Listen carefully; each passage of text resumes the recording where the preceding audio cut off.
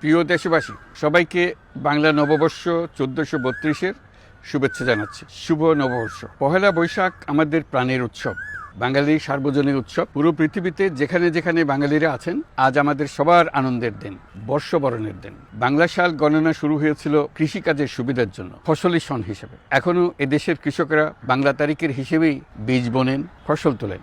বাংলা নববর্ষের এক অবিচ্ছেদ্য অংশ হালখাতা। এখনকার আধুনিক সময়েও এখনও এই হালখাতার ঐতিহ্যকে ধরে রেখেছেন বাংলাদেশের হাটে বাজারে, শহরে বন্দরে। নববর্ষের বৈশাখী মেলায় বাংলাদেশের জেলায় জেলায় উদ্যোক্তারা সারা দেশে ঐতিহ্যবাহী শীতল পাটি, মাটির হাঁড়ি পাতিল, খেলনা, হাত পাখা ইত্যাদি তৈরি করে নিজেদের সৃজনশীলতাকে তুলে ধরেন এই দিনকে উপলক্ষ করে। বাংলাদেশের সংস্কৃতি ও ঐতিহ্য রক্ষায় এবং একে এগিয়ে নিয়ে যেতে আমাদের সবাইকে সক্রিয় ভূমিকা রাখার জন্য অনুরোধ জানাচ্ছি। আমাদের এইসব ঐতিহ্য যেন আমাদের নিজেদের মধ্যে সীমাবদ্ধ না থাকে, আমাদের সংস্কৃতি যেন আমরা ছড়িয়ে দিতে পারি বিশ্বের দরবারে। বছরের এই দিনটিতেই আমরা সুযোগ পাই আমাদের সুদীর্ঘ ঐতিহ্যকে নতুনভাবে নতুন প্রজন্মের কাছে উৎসবমুখর পরিবেশে তুলে ধরতে এবং পৃথিবীর সামনেই তুলে ধরতে। পাহাড় ও সমতলের বিভিন্ন জাতিগোষ্ঠীও চৈত্র সংক্রান্তি ও নববর্ষে এবার বড় পরিসরে উৎসব উদযাপন করছে। পহেলা বৈশাখ সম্প্রীতির দিন, মহামিলনের দিন, আজ সবাইকে আপন করে নেওয়ার দিন। এবারের নববর্ষ নতুন বাংলাদেশের প্রথম নববর্ষ।